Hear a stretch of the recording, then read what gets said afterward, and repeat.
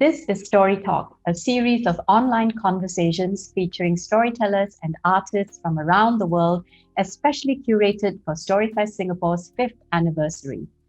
Today, I'm going to be talking with Preeti Vyas, CEO of Amar Chitra Katha. Preeti is an editor, writer, and publisher.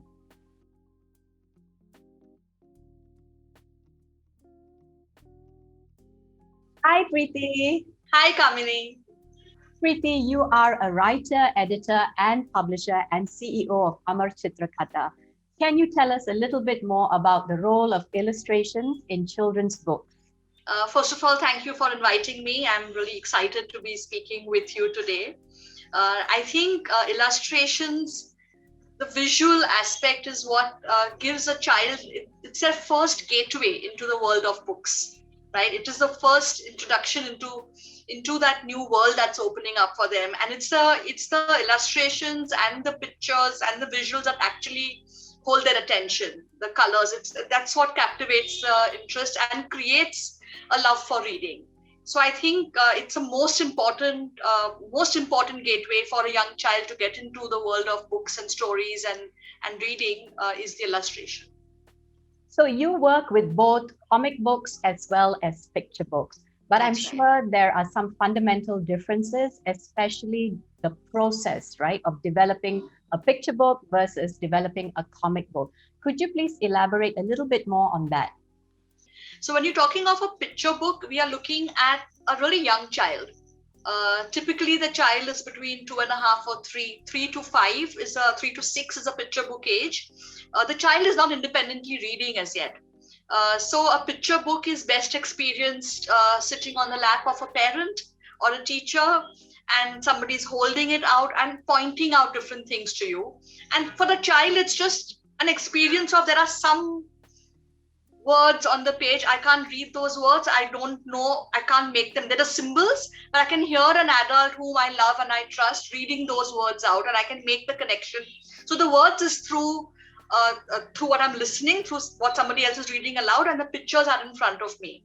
Comic books, on the other hand, are never read aloud. It's something you read on your own, right? And comic books, typically, a child starts reading at the age of about 7 or 8. So in a sense, you're graduating from picture books into comic books. It's a next level. And comic books, so the process is quite different in the sense that when it comes to comic books, there are 2 or 3 additional layers involved in the creation process. The storyboarding process that you would follow for making films, right? It goes panel by panel. It's very, very intense as a process. So you would first write out the broad storyline. In Amar Chitra Katha case, there's a lot of research that happens. For each panel, you have a really clear visual brief given to the artist that in this page, we are seeing the soldier is holding up his gun at this angle, and then there is this happening in the background. The expression on the boy's face is one of disgust. The expression on this one's face is one of surprise. All of these details have to be written down. For the illustrator, the artist to know exactly what he has to depict. And then those inks are done. It's just done as inks. It comes back. Again, you go back and give feedback. So this going back and forth happens a couple of times. There's a special letterist. So it's a special position that you have as a letterist. It's not just a designer who would be able to do that. So the artist is different, the colorist is different, the letterist is different. In a picture book, you could just have one person doing all of those roles. But here you need a letterist who would be able to do a good job of, and in the olden days, of course, it was done by hand. Now, of course, we have Photoshop. But that's also a challenge for editing. So when it comes to that stage, you realize that you don't have enough space to say all that you have to. The visuals have to do most of the storytelling in the comic book. You literally have space for one line. A few words, right? And that's the magic of storytelling through comic book, that you need to be so strong with, what you want to convey in a few words. Amar Chitra Katha has been something that's been with me since I was a child, and I still continue reading them. So I believe that there is still space for adults, right, as readers and as consumers of picture books and of illustrated comics. And it's not just the domain of children as audience. So the way that we would, relish the words, relish the way the captions are done, and look for deeper symbolism in the way the illustrations are That's crafted right. and designed would be very different to how a child would view the same images and the same stories. And your work is not specifically bound by children as audience, because the parents, the teachers, the caregivers are also spectators, viewers, listeners, audience, and readers, bringing alive these comic books, right? So, how do you also keep that in mind, knowing that it's an adult who's making the decision to read this or to purchase this product? So what we say for Ramachandran Katha and for Tinkle, that there's a minimum readership. We say it's 8 plus, but there is no outer limit, right? You could read them as an 80-year-old and you would still enjoy them as much as you rightly said. You keep going back to them. There's a timeless quality about these stories. There's a reason why these stories have survived for 2,000, 3,000 years, because there's something very timeless about the story itself, right? At every age, like you said, you would discover different aspects to it. And you would go back to the same comic again and discover something, a small detail in one panel which you never noticed before. And that is the beauty of the illustrated format, that each time you go back to it, you discover a new level. You go deeper and you go deeper. It's lovely that people like you and me have this amazing nostalgia and have this great connect. But our primary audience is the child growing up in 2021, and we have to create content which will resonate with them and their sensibility and the context that they are growing up in. We have to evolve. Our storytelling, our style, the language we use, the art we use, all of that necessarily has to keep on evolving. To answer that question about when it comes to what is it that the parent is actually the person who is the buyer, but the consumer is the child. So how do you do that balancing act? I could have a message, a very important message I want to convey, and the parent gets that message that, this is what this book is about. But if I can't appeal to the child's sensibility in terms of the visuals and the language, the child is not going to be interested. I've just lost that.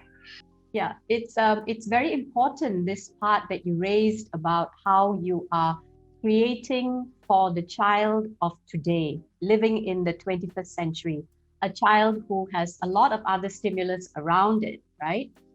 And this brings me to the next thing that's so unusual for me to see, because I grew up in the early 70s with Amar Chitrakatha, and now children have your app, which is completely different. This didn't exist when I was growing up and didn't actually exist when my sons were growing up. This is something recent.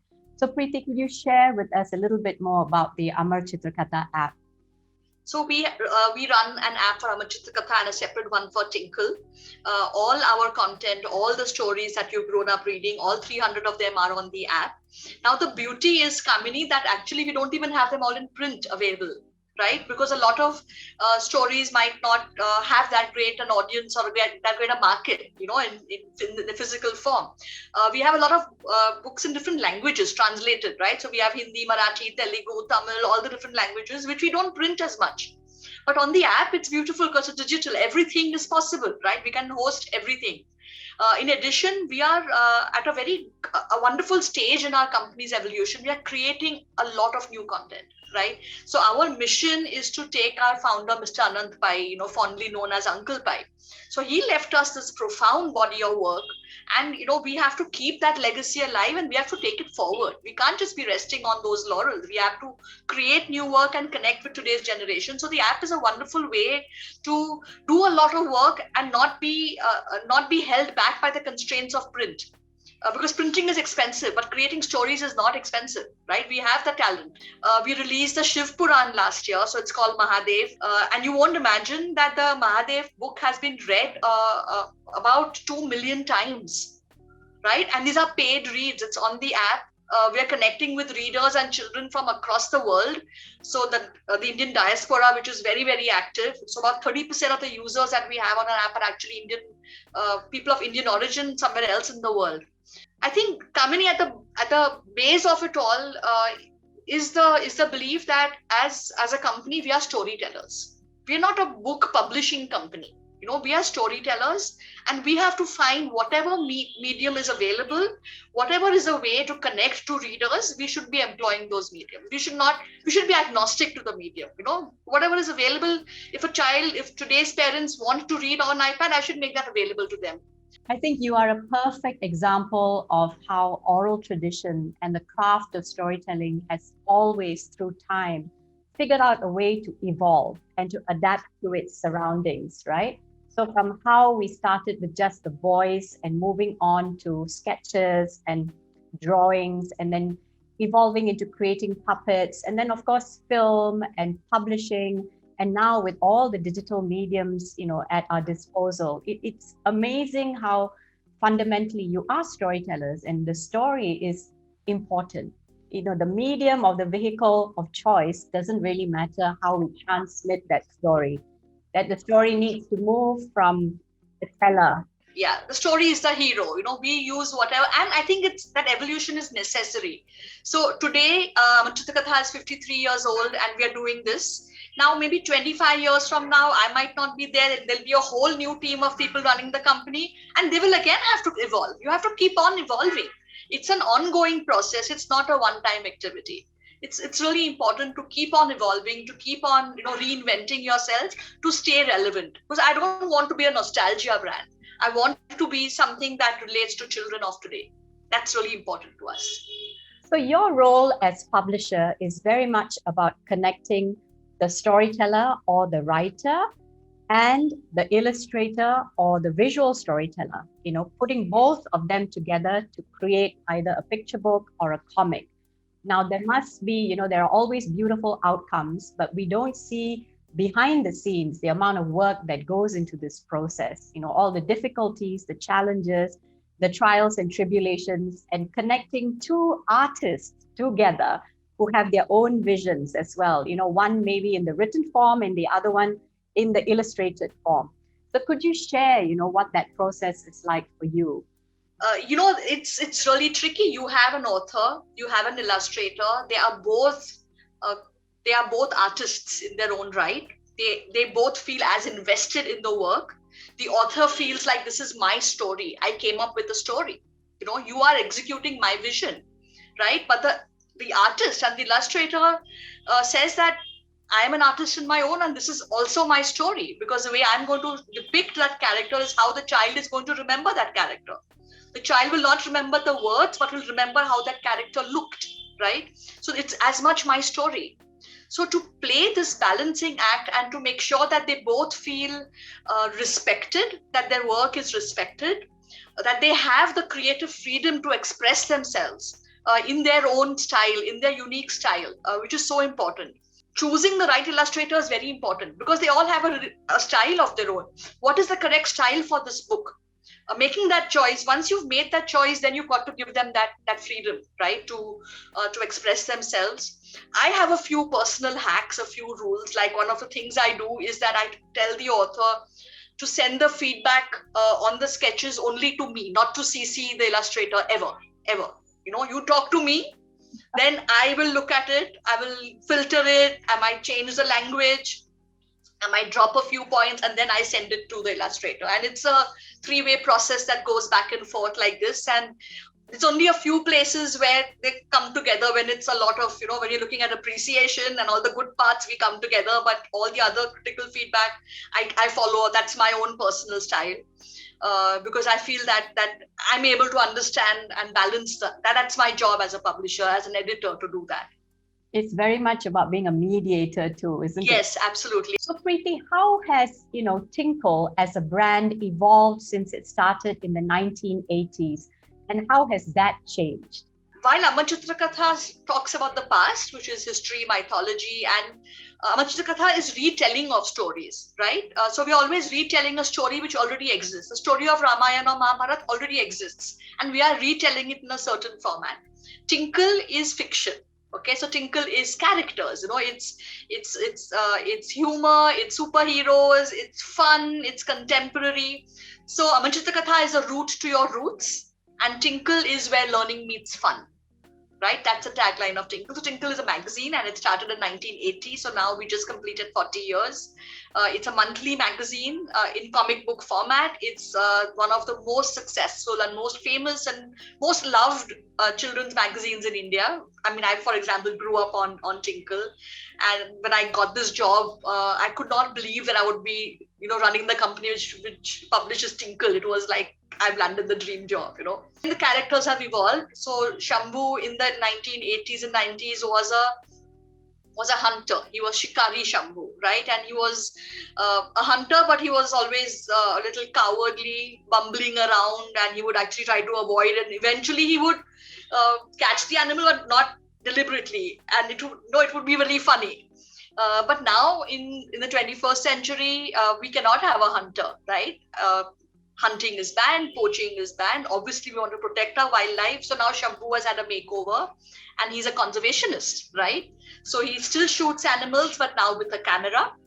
And he, in fact, helps the wildlife authorities to catch poachers. So everything else remains the same. He's still the same bumbling guy. He's still scared of, he's not very brave. He still lands up in different messes. And eventually he ends up becoming the hero of the piece, of the story, unwittingly. Tell us a little bit more about yourself and your own independent practice as a writer and publisher as well. My relationship with books has been lifelong. I grew up with a family of book lovers. My parents both loved reading and they understood the importance of reading and the importance of books. So I grew up with a lot of books. Any challenge I've had, any kind of anxiety, any kind of crisis, any kind of question, I've always turned to books to seek answers, and I've always got the right book coming my way. So through my career, I ran my own bookstore, for a children's bookstore, for 3 years. I worked in stores like Crossword and did the whole operations piece. I've set up a chain of bookstores in my previous job, and then 2011, 2009, my son was born, and 2010, I started my own company called Fun Okay Please, where we publish contemporary Indian content for children. We have a really cute character called Toto the Auto. So he's an auto rickshaw who goes around, all the streets of India and has different adventures. We have books on Indian cities. We have books which address important issues like skin color, learning to love your skin color the way you are. That's a beautiful book called Brown Like Dosa, Samosa and Chicky Chicky. I created a really cute character, this character called Waka Chimney, who's a little sparrow. And she travels all over India. She only goes to places of natural beauty, and she discovers the ecological problems or the environmental issues in those places, and she helps the endemic animals solve those problems. So she's got a wanderlust. So that book was published with Penguin Random House. It was a co-published project. So what can we look forward to, from Amar Chitrakatha or from Tinkle or from your own publishing house? What are you working on? Any work in progress, something that you're developing? Something for our viewers and audiences to look forward to? So on Tinkle, like I said, we have a new issue dropping on the app every week, right? The stories keep progressing, new jokes keep happening, new adventures. Those are very, very beautiful. On the Amar Chitrakatha side, we've just released river stories, because there's so many myths around Indian rivers, right? So we've just released River Stories Part 1, and now Part 2 and Part 3 are going to be coming out. We have some different versions of the Ramayana that we have released called Rama's Ring, has short stories from the epics, including one feminist version where the arrow which kills Ravan is fired by Sita and not by Ram. On Fun Okay Please, I am working on a lot of on the themes of growth mindset and neuroplasticity, and how we can get kids to develop that attitude of the power of yet, so I'm working on that concept. So lots of interesting things happening on all the brands. Preeti, any last words for our viewers and listeners from around the world? So Kamini, I just wanted to leave the thought about the importance of comic books, because comic books are often looked upon as frivolous, or silly. And the parents would say, don't read a comic book, read a novel or read something else, right? But there's so much research that we have done on why comic books work, right? The combination of visuals and the limited text is a beautiful marriage. right? And it fires up a lot of neurons in the brain, because when you're having fun, that's when all the neural pathways start working. That's the reason you remember the stuff you read in comic books, because you were having fun when you were doing it. You were completely engaged. So comic books play a very important role in retaining knowledge. If you retain any information or knowledge from a comic book, you will not forget it. Second thing is that, for children who are reluctant readers or slow readers or having trouble, a comic book is a very non-intimidating way to develop a love for reading, right? So if you're looking at a story of a particular freedom fighter, or a story of, we have just released Vikram Sarabhai. If I offered you, Kamini, a 400-page novel on the story of his life, you might not want to read it, right? It's not something that's really interesting to you, perhaps. But if I gave you a 32-page Ramachandran comic on his life, you would read it, right? Because it's not intimidating. It'll take you half an hour and you'll enjoy it. I understand where you're coming from. And, there is this stigma attached to comic books. But I look at comic books as a gateway, as an entry point to something larger and longer and more durational, right? So this example that you gave, a 32-page comic versus a 400-page book, it really is that teaser to get you acquainted and aware of a certain topic or a story. And then it opens up so many possibilities and avenues to find out. The amount of information and knowledge and exposure that children can gain through comic books is unparalleled. The love for reading, the confidence in reading can come through comic books. And that's why I want to just encourage and leave this thought with all parents who are listening in, that don't treat them as something frivolous. They are a very important key to your child's progress and growth as a confident reader. Thank you so much, Preeti. Thank you. Thank you, Kamini. Thank you for inviting me. I've been speaking with Preeti Vyas, CEO of Amar Chitrakatha, and we've been discussing the interpretation of stories through illustrations. If you'd like to find out more about different topics on storytelling and the applications of storytelling, join us online on StoryFest Singapore's YouTube channel with many more videos and different topics hosted under the Story Talk series.